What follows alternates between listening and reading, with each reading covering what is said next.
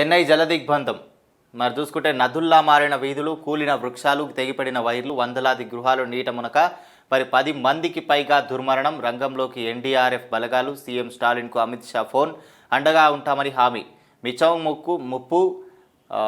ముప్పు తర ఇన్ని పరిస్థితులనే ఎదుర్కొంటున్నాయి. మరి ఏపీలోని నెల్లూరు, తిరుపతి, కోనసీమ జిల్లాలో కుండపోత, నీట మునిగిన 100 ఎకరాలు, భయం గుప్పిట్లో బాపట్ల.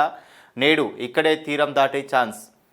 మరి ఇది పరిస్థితి అయితే ఎన్నుకొని చెన్నై విమానాశ్రయంలో భారీగా చేరిన వరద నీరు ఒక విజువల్ అయితే చూస్తున్నాం చూడండి. మరి మొత్తానికైతే మునిగిపోయింది అనుకోవచ్చు నాకు తెలిసినంత వరకు అయితే. చూడండి వరద నీరు ఎలా ఉంది, నదుల్లాగా కనిపిస్తుంది మొత్తానికైతే. మరి నేడు భారీ నుంచి అతి భారీ వర్షాలు, తీవ్ర తుఫాన్గా బలపడిన మిచౌంగ్. రాష్ట్రంలోని 4 జిల్లాలకు రెడ్ అలర్ట్, మరో 4 జిల్లాలకు ఆరెంజ్. పలు రైళ్ల రద్దు, మరికొన్ని మళ్లింపు.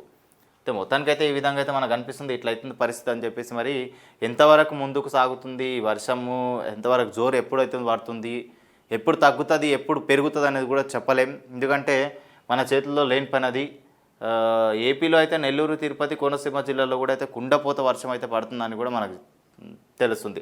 మరి నీట మునిగిన 100 ఎకరాలు, పాపం రైతుల పరిస్థితి ఏందో. భయం గుప్పెట్లో బాపట్ల.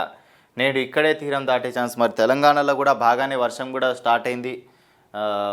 తుంపర్లు పడుతున్నా కానీ మొత్తానికైతే ఎప్పుడు వర్షం గట్టిగా పడుతుందో కూడా తెలియదు. మోస్తారులో అయితే కొన్ని చోట్ల అయితే బాగానే పడుతుంది తెలంగాణలో కూడా చెప్పుకోవచ్చు.